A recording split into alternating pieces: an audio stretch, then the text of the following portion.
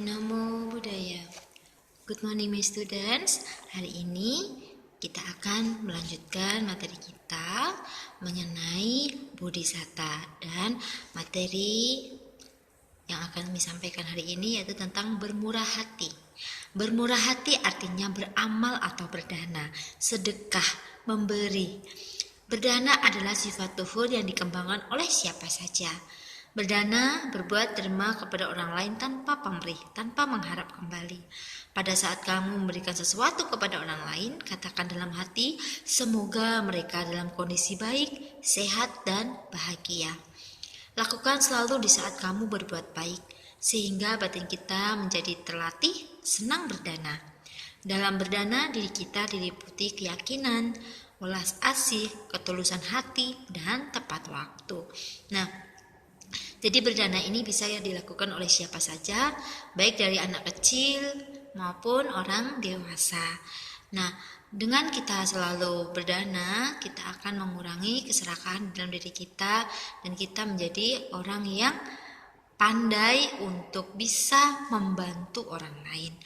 Dan kalau kita bisa membantu orang lain, kita bisa memberikan dana kepada orang lain, tentu diri kita sendiri pun akan bahagia.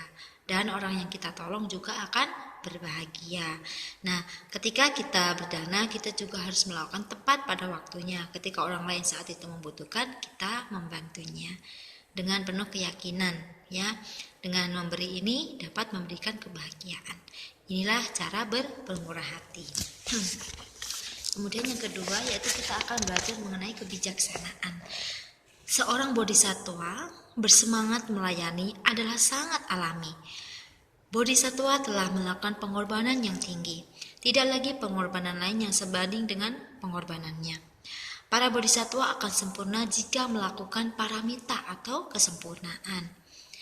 Berikut ini mengisahkan tentang bodhisattva yang memiliki kebijaksanaan. Jadi ada kisah mengenai kebijaksanaan di mana nantinya seorang laki-laki ini menolong orang lain yang menderita. Belajar meningkatkan kebijaksanaan. Belajar tidak hanya dengan menulis, belajar tidak hanya dengan cara membaca, belajar juga tidak hanya bisa dilakukan dengan bicara, namun bisa dilakukan dengan banyak hal. Menghargai orang lain itu juga salah satu cara untuk belajar. Sudah belajar ditandai dengan adanya perubahan sikap. Jadi kalau kita sudah belajar, tentu kita akan memperoleh perubahan dari sikap kita. Dari yang sebelumnya kurang baik bisa menjadi lebih baik lagi. Yang semulanya masih malas untuk belajar, maka berubah untuk lebih semangat untuk belajar. Orang yang tidak mau belajar tidak akan berubah sikapnya. Orang yang bodoh adalah orang yang tidak mau belajar.